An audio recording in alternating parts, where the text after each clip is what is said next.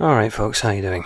So on my channel fairly recently I've been putting up videos about John Knox and his possibility of being an English agent, and also I've been putting up videos about King Edward I Plantagenet and his treatment of his Jewish subjects and also the Church of England.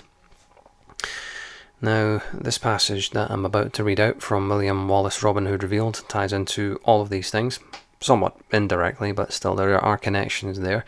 Just a warning though, you might want to have the chuck bucket on standby. I certainly hope that you're not just having your lunch while you're listening to this, because you might lose it.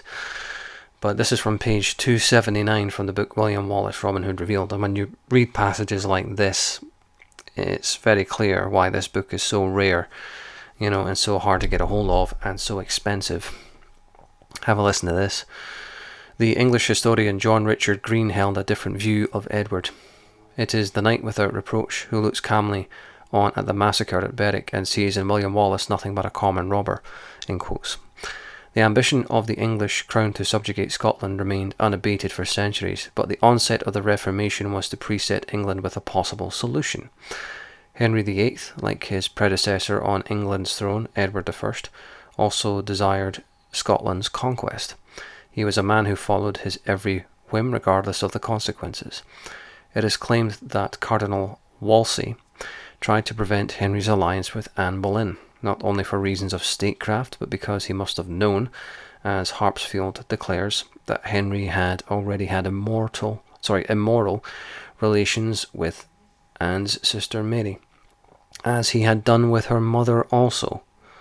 Michael, there's a papa rat humping the shit out of this mama rat. No, he's straight pile driving her. There were those who believed that Anne Boleyn, who was raised in Henry's court from infancy, was Henry's own daughter.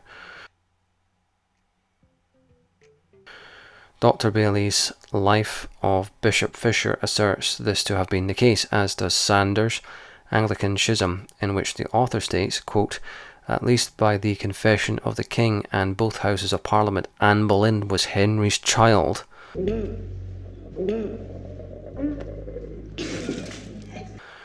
The silence of British historians regarding this matter has been deafening, which is not surprising, as it raises uncomfortable questions regarding Anne and Henry's daughter, Queen Elizabeth I of England.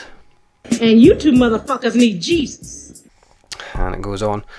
Henry copied the wanton vandalism of Edward I when he called for the dissolution of the monasteries in England.